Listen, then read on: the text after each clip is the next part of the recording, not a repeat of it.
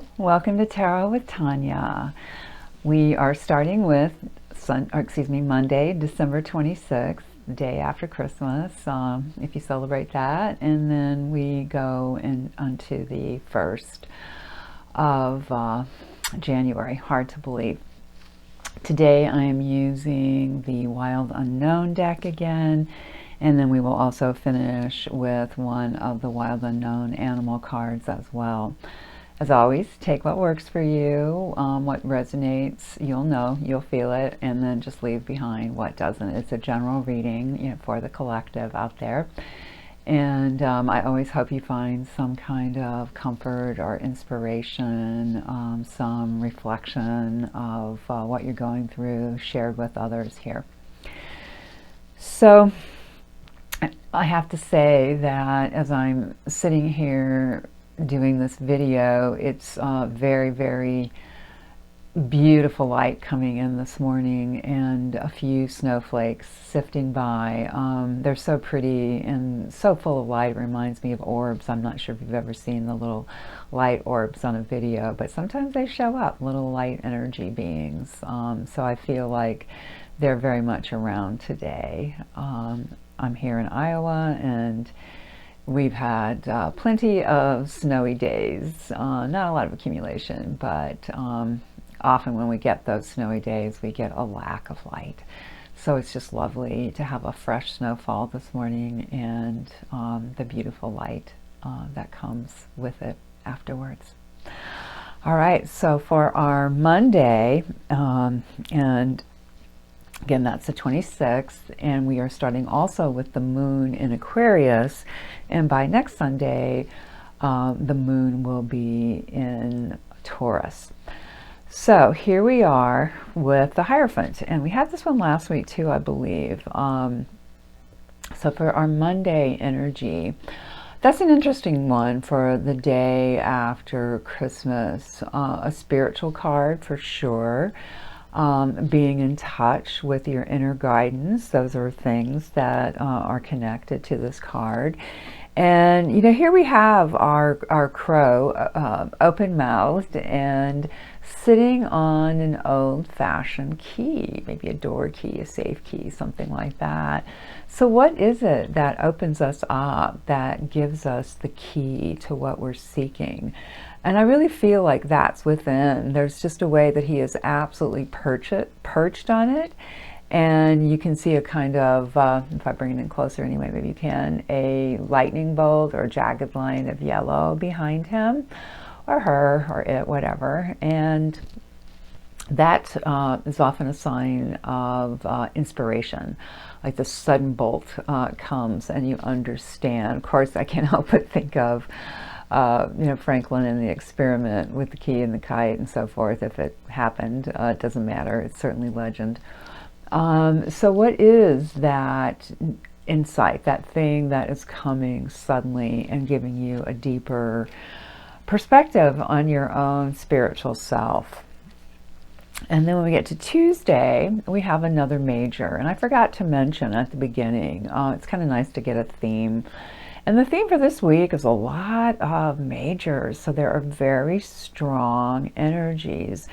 And to me, energies of going within and finding a kind of transformation. And that's what the death card is really about. It isn't literal death. It's number 13 in the deck, which makes it a 4. And we also have some of these pairs like we've been having lately. We have a couple of 5s. We have a couple of 4s. And, obviously this is one of the 4s, 13. And it's a good time of year, I believe, to let that old facade fall away, shed that skin that belonged to 2022, and find the new one for the year that's coming, that we are so close to now at this point. So, what is that process? How do we get down? You can see there's like bare bones and feathers left here. That's it. How do we get to that place? And sometimes it's uncomfortable, right? We lose things. We feel like things are taken from us. I encourage you, if there are losses, try to see how they are creating a space for something better to come in. And that is the very strong energy. Again, a major on Monday, the Hierophant, major on Tuesday, the Death card. Then we move to one of the few minors for the week. We only have 2 minors and then 1 royal card and then 4 majors. So, like I said, strong energies. Here's another 4.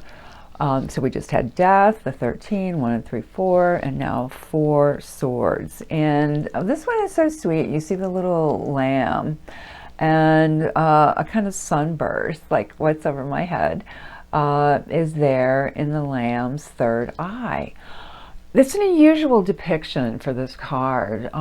Very frequently you will see often a knight or a stone image, you know, of a knight carved on a coffin lid, something like that.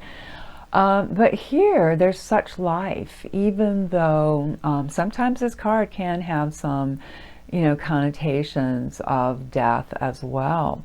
But again, I think it is letting go of the old. And I kind of wonder if it's not letting go of the old cynical and jaded self that has been so easy to cultivate in the past few years, you know, with all the difficulties the world is experiencing.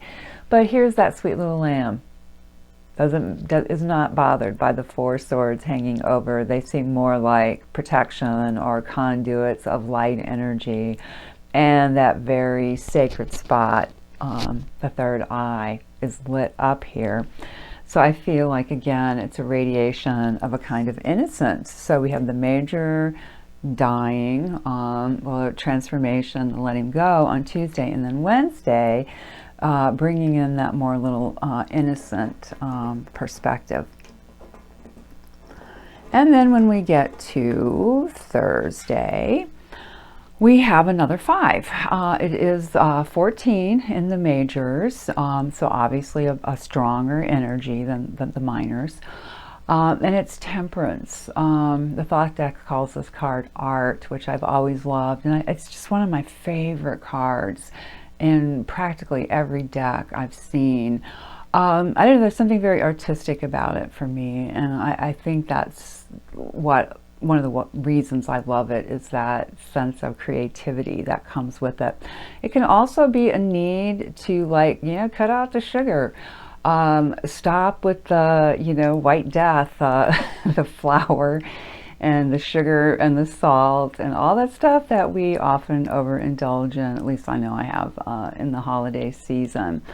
But in a, you know, in a bigger non-health sort of way, non-physical health way, a more spiritual or mental kind of health way. It's about recognizing the big energies that dwell inside of us, that can move. It's like sometimes you'll see this and there'll be huge sorts of currents rising, or ending up in waves, or other energy forms moving. That show that the being depicted is really working to balance things out. So what are the big energies in your life, in our lives, that we might need to give a little attention, to smooth out, to see what the new creative, and I think often exciting direction might be, especially after, you know, these energies of letting go of the past and transformation. Friday brings another major, and this time we move up to an 8, and this is the Justice card. You know, you see a sort of X behind the 2 figures. I believe they're cats. They look like cats to me, and of course you have one white one, one black one, or, you know, sort of a gray.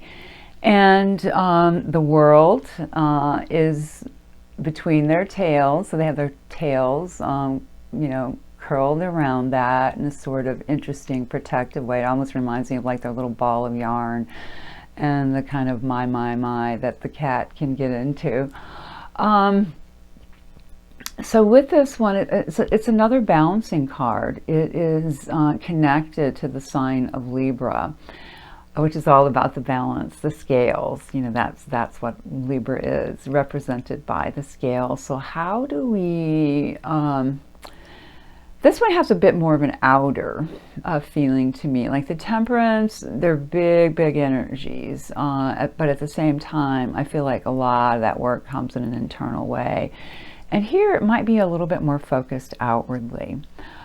Is there a situation that you might be involved in that you can bring some harmony into? Or again, going back to the body, doing some fasting, just a little bit, drinking a lot of water, whatever it is that helps you feel a bit more balanced.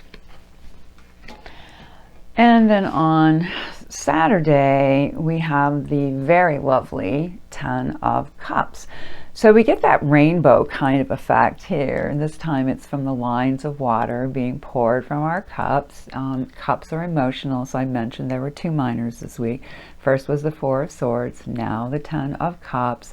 And so we go from a kind of mental, the Swords attitude, energy, into an emotional one, a more psychic one. And this can be just like feeling really loved, feeling very loving. On the dark side, it could be overwhelmed, just like, oh my goodness, too many things pouring down on me. And when moments like that happen, to me, just first acknowledging it, saying, yeah, this is how I truly feel, can be so helpful. And then also, can you find some humor in there? Is there a way you can laugh at yourself or the situation? Because that can help bring us back into balance too. It's using our tools, and in this case, a sense of humor to soothe the self, to put the self back in a good place. And whenever you have a 10, you're going to roll right back to a 1.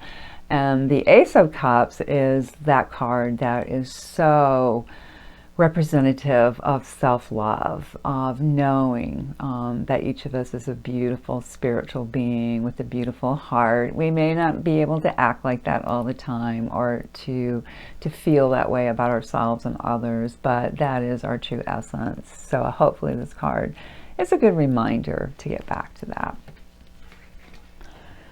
And we finish our next Sunday with Son of Wands, and mostly you would probably know this as Prince of Wands. It is the younger masculine aspect, and the court cards are the royal cards of the wand energy. So that's that fiery, and of course we see the fire. We've had this card before. We see the fire behind what looks like this sort of thistle to me, or dandelion that has gone into a seed head, and it's sort of like the crown chakra, something like that, of our serpent here. So that can be connected to Kundalini. That's that obviously not seen, but a very subtle serpentine energy that some beliefs, practices, cultures have, that is an energy form that's connected to our root chakra, at the very base of our spines, and it gives us that connection to earth, and then it rises up to our crown.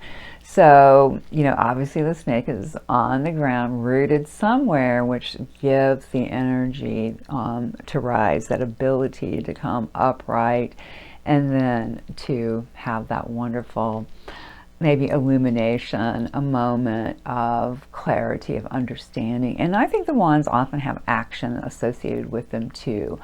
There's an energy and instinct there that might be just what you need. So that is, I think, a lovely way to end this week. And just a little caution on the other side of that. It can be a little hasty, a little look before you leap, so watch for that energy as well. So summarizing the week again, we had 1, 2, 3, 4 majors, and also the 2 4s, the 2 5s, 2 minors, a little bit of mental energy in that 4, so sort of stabilizing, letting go of the old, and then connecting through here. So we've had this chakra show up, and this one, these are these uppers, and then down to the root as well. So keeping that body aligned helps keep the self aligned as well. And then the wonderful Ten of Cups, which hopefully will bring you lots of lovely, kind emotions. And then, as I said, ending with our Son of Wands. So for our animal card in the Wild Unknown, the turtle is what came up today. And for a second I hesitated about that because, there was another card that maybe wanted to come out as well. But then I picked up the book and it popped open by itself, truly, right to the turtle page. So I thought, okay, that's a sign. Here we go. So what does the turtle energy mean to us? Well, one, some tribes in the United States call this Turtle Island. Of course, it wasn't the United States to them. We brought that, established that, and yet those old beliefs are still there, and that we are on the back of the turtle, our turtle island. And the turtle, I mean, it's a beautiful picture for one, and it made me think of a friend of mine who's now deceased, an old professor friend many years ago, who had a bit of a hump on the back and always, saw himself as connected spiritually to the turtle. And this fits with things that he said. It stands for an ancient soul, being grounded, trusting, and at home in the self. It is wonderful to be in the presence of a turtle personality. Like the beaver, the turtle has a strong relationship with the earth and water elements simultaneously. This helps to ground and connect them to the deeper truths of life, no matter where their travels lead them. And I want to just stop and say for a moment, I might be taking some things for granted. I don't know what you know about the elements, but every culture on the planet has recognized elements for thousands and thousands of years. I mean, it's what we see, it's what we taste and touch and smell and hear and so forth. So that's the wind, that's the earth, that's the fire, and the water. And, if you've been noticing, that's what the tarot cards are made up of too. We recognize four elements in Western culture. The Asians, at least I know Chinese culture, also recognizes metal too, is the artistic element. But anyway, just wanted to show that the earth and water too, which are mentioned here in the turtle, are also feminine elements, considered the feminine. So turtle energy is behind all great writers and storytellers, and my friend was a storyteller, as they collect life experiences under their shells for later use. I love that. The most potent turtle energy helps us close all the other books and begin to tell our own true tale. And I think that's a wonderful way to think about the energies of this week. How do we discard what isn't really ours? What we may have picked up from others on our journey. And if you're a sensitive person, it's very, very easy to do that and not even recognize you're doing it. So let that go this week. Come back into your own natural balance and, look to the turtle to find your own stories, as it says. So when in balance, peaceful, adventurous, and productive. When out of balance, it slows down to a halt. To bring into balance, there's a need of an adventure. So that's what I wish for you this week. A lovely adventure. If you want it to be a little wild, I wish you that. If you want it to be very quiet, I wish you that. And if you want it to be somewhere in between, I also wish you that. So as I said before, take what resonates for you, leave the rest behind. If you are interested in a personal reading, my information will be found below in the description box. And at the end of the video, you can always email me at tarotwithtanya, and that's T-O-N-J-A, tarotwithtanya at gmail.com. at gmail.com. And please like, share, subscribe. Best wishes, beloveds. See you again next week.